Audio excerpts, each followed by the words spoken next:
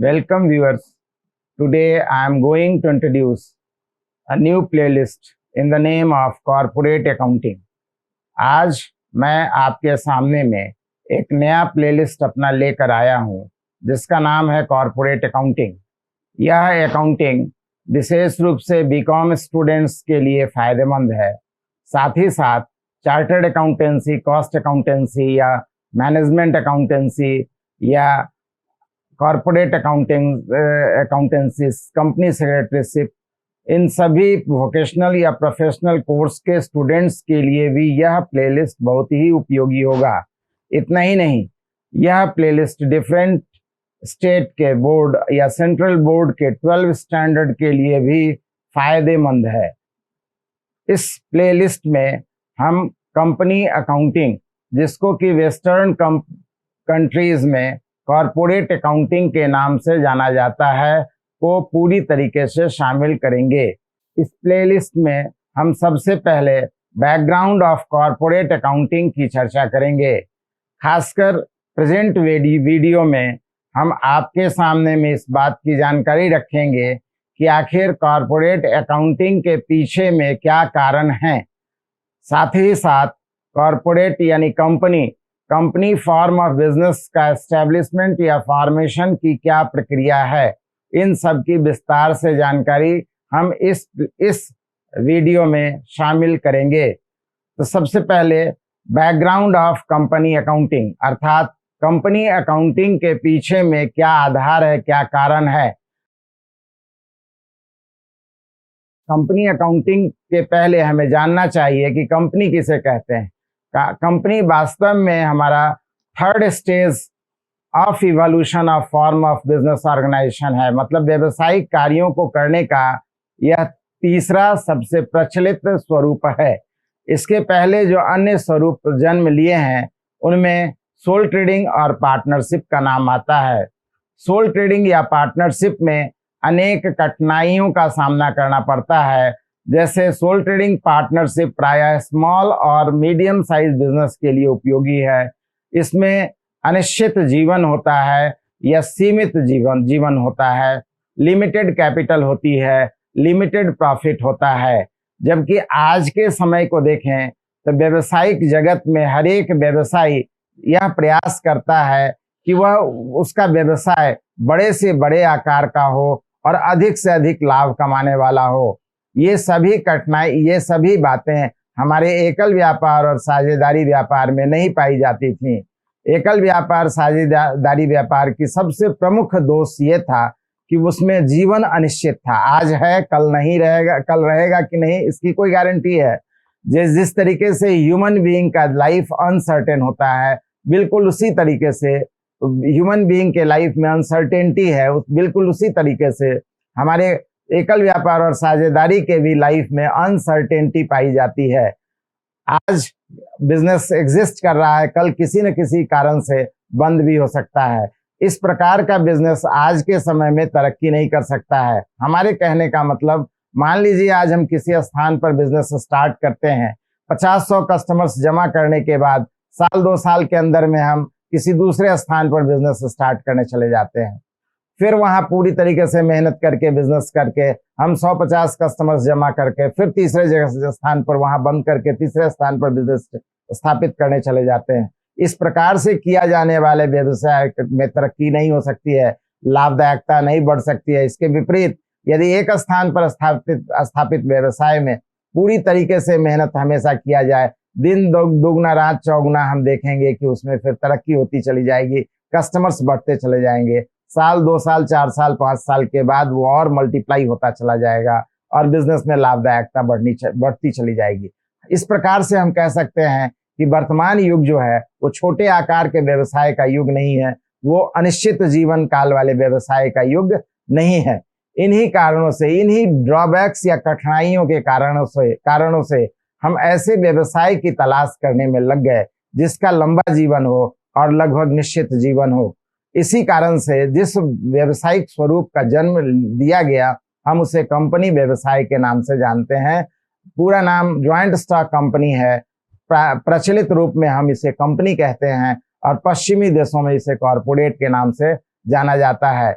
जहां तक कंपनी व्यवसाय की बात करते हैं, निश्चित रूप से इसकी जिस प्रकार से पूरी दुनिया के लिए एक कोटेशन है, मेन में कम मेन में गो मेन में कम मेन में go but the world main में कम मेन में go but the world goes on for ever. अर्थात पूरी दुनिया के लिए ये वास्तविकता सच्चाई है या व्यवहारिक स्थिति पाई जाती है कि इसी तरीके से लोग आते रहेंगे, दुनिया में जाते रहेंगे, लेकिन दुनिया चलती रहेगी। बिल्कुल इसी कोटेशन को कंपनी के कैरेक्टरिस्टिक्स में शामिल किया गया है, इस रूप में शामिल किया गया है, मेंबर्स में कम मेंबर्स में go but the companies goes on for ever. मतलब कंपनी के मालिक, सदस्य का अर्थ यहाँ पर मालिक से, मालिक आते रहेंगे जाते रहेंगे, लेकिन कंपनी व्यवसाय अपने जगह पर काम करती रहेगी। इस प्रकार की विशेषता बातें सोल ट्रेडिंग या पार्टनरशिप में नहीं पाई जाती है। सोल ट्रेडिंग पार्टनरशिप में साझेदार के हटने से या एकल व्यापारी के मृत्यु या पागल होने से या विचार बदल जाने से व्यवसाय का ही अंत हो जाता है। लेकिन हमें व्यवसाय के अंत होने के कारण अनिश्चित जीवन काल के कारण व्यवसाय में तरक्की हम नहीं पा सकते हैं। इसी कारण से ऐसे व्यवसाय की जरूरत है जो बस आजीवन चलता रहे, जीवन पर्यंत चलता रहे, और उस विशेषता को पूरा करता है हमारा ज्वाइंट स्टॉक कंपनी। हालांकि हम ये बात स्पष्ट कह सकते हैं कि इस युग में, इस जमाने में या इस दुनिया में कोई भी आजीवन चलने वाली बात नहीं है, लेकिन उनमें से देखा जाए तो कंपनी व्यवसाय का जीवन काल प्राय निश्चित और लंबा होता है। इन्हीं कारणों से एकल व्यापार साझेदारी व्यवसाय को बंद करके हम कंपनी व्यवसाय को स्थापित करने की बात करते हैं। जहां तक एकल व्यापार और साझेदारी व्यवसाय को स्थापित करने और चलाने की बात है, उसके लिए कोई नियम कानून की विशेष आवश्यकता नहीं होती है। हालांकि साझेदारी व्यवसाय को चलाने के लिए भारतवर्ष में इंडियन पार्टनरशिप एक्ट 1932 है, लेकिन उस नियम को पालन करना एकदम अनिवार्य में नहीं आता है। बिल्कुल साझेदारों पर निर्भर करता है कि वह साझेदारी व्यवसाय के नियमों को, अधिनियम के नियमों का पालन करें या आपसी समझौते से व्यवसाय को चलाएं। इस प्रकार से नियम होने के बावजूद भी उसे पालन करना जरूरी नहीं है। एकल व्यापार की जब बात आती है तो देश के अंदर प्रचलित नियम ही उसका नियम है, अलग से उसके लिए कोई नियम कानून नहीं है। चूंकि वह छोटे और मध्यम आकार का व्यवसाय था, बात चल जाती थी। लेकिन जब काम बड़े आकार का होता है, जैसे कि मान लीजिए हमें किसी प्रकार का पार्टी देना है, बड़े आकार का पार्टी देना है, तो हम उसके लिए प्लानिंग करते हैं, बजटिंग करते हैं, एस्टिमेटिंग करते हैं, लोगों को प्रॉपर टाइम पर प्रॉपर डे में इनवाइट करते हैं, तब जा करके हमारा आयोजन सक्सेसफुली हो पाता है। अगर काम छोटा है तो जब चाहिए जहां चाहिए आप मैनेज कर सकते हैं, लेकिन काम बड़ा है तो निश्चित रूप से सिस्टम होना चाहिए, प्लानिंग होना चाहिए। इन्हीं कारणों से कंपनी जैसे व्यवसाय को अगर हम स्थापित, संचालित और आगे बढ़ाना चाहते हैं तो निश्चित रूप से कोई नियम और कानून होना चाहिए। तो वर्तमान में, प्रेजेंट में इंडिया में कंपनी व्यवसाय का जो नियम और कानून है उसे हम इंडियन कंपनीज एक्ट 2013 के नाम से जानते हैं। इसी में बतलाए गए प्रोविजन से कंपनी व्यवसाय की स्थापना हो सकती है, उसका कार्य संचालन पूरे जीवन भर हो सकता है, अंत हो सकता है। कंपनी व्यवसाय में कोई दूसरा व्यवस्था नहीं है, कोई दूसरा तौर तरीका व्यवसाय करने का नहीं है। बतलाए गए प्रोविजंस या अधिनियम में बतलाए गए तौर तरीकों से ही कंपनी की स्थापना होती है, संचालन होता है और अंत होता है। इसी कारण से हमें उसके इनकॉर्पोरेशन या समामेलन की प्रक्रिया या फॉर्मेशन प्रोसीजर को जरूर जानना चाहिए। और इसी क्रम में हम आपके सामने में आगे बतलाने जा रहे हैं incorporation procedure of joint stock company. जैसा कि हमको मालूम है, काम छोटा हो या बड़ा हो, ऐसा नहीं है कि बड़ा काम है तो बहुत सारे लोग एक सपना देख लेंगे। काम छोटा हो या बड़ा हो, ड्रीम ऑफ वन पर्सन, सपना तो एक आदमी ही देखता है। हाँ, देखता है कि ये काम हमारे अकेले के बस का नहीं है, तो स्वाभाविक तौर पर जानकार और योग्य लोगों के बीच में अपने सपने को शेयर करता है, जानकारी देता है। और इस प्रकार से अगर उसके सपने में कुछ मजबूती है तो स्वाभाविक तौर पर कुछ लोग उसके विचार से सहमत होते हैं और एकत्रित होते हैं। और ऐसे एकत्रित होने वाले व्यक्ति को कंपनी व्यवसाय की स्थिति में प्रमोटर्स या प्रवर्तक के नाम से जाना जाता है। अब कितनी संख्या में प्रमोटर्स होने चाहिए, इसके कारण से कंपनी का दो वर्ग बनाया गया है। एक है प्राइवेट कंपनी या निजी कंपनी, जिसमें प्रमोटर्स की कम से कम संख्या 2 और अधिक से अधिक संख्या 50 तक हो सकती है, जबकि पब्लिक कंपनी में कम से कम प्रमोटर्स की संख्या 7 हो सकती है और अधिक से अधिक प्रमोटर्स की संख्या में कोई संख्या निर्धारित नहीं है, कितना भी हो सकता है, अनलिमिटेड हो सकता है। मतलब अगर हम प्राइवेट कंपनी बनाना चाहते हैं तो कम से कम 2 व्यक्ति होने चाहिए और हम बिजनेस को स्टार्ट कर सकते हैं। पब्लिक कंपनी बनाना चाहते हैं तो कम से कम 7 और अधिकतम संख्या तो जैसा कि बताया प्राइवेट कंपनी में अधिक से अधिक 50 हो सकते हैं और पब्लिक कंपनी में अधिकतम की कोई सीमा निर्धारित नहीं है, कितने भी हो सकते हैं। इस प्रकार से कंपनी को अगर हम स्थापित करना चाहते हैं तो इनकॉर्पोरेशन के क्रम में हमें इनकी संख्याओं के अनुसार से प्रमोटर्स को एकत्रित करना अनिवार्य होता है।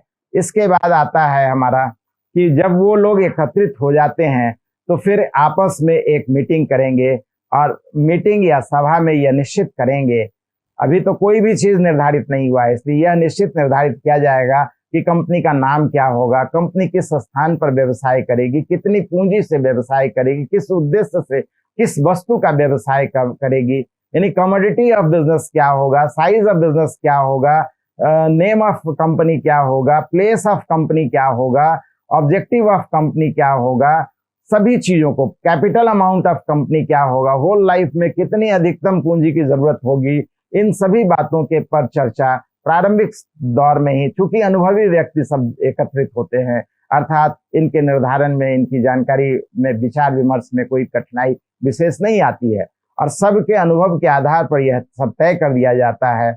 इन सभी को हम कह सकते हैं ये कंपनी की का प्रारूप या रूपरेखा तैयार हो जाता है। Outline of the company to be fixed in first meeting of the company and all such decision recorded in a paper document is called as memorandum of association। इस प्रकार से मीटिंग में जो बातें निकल करके आती है उसको प्रपत्र में लिख दिया जाता है और वैसे प्रपत्र को हम पार्षद सीमा नियम के नाम से जानते हैं।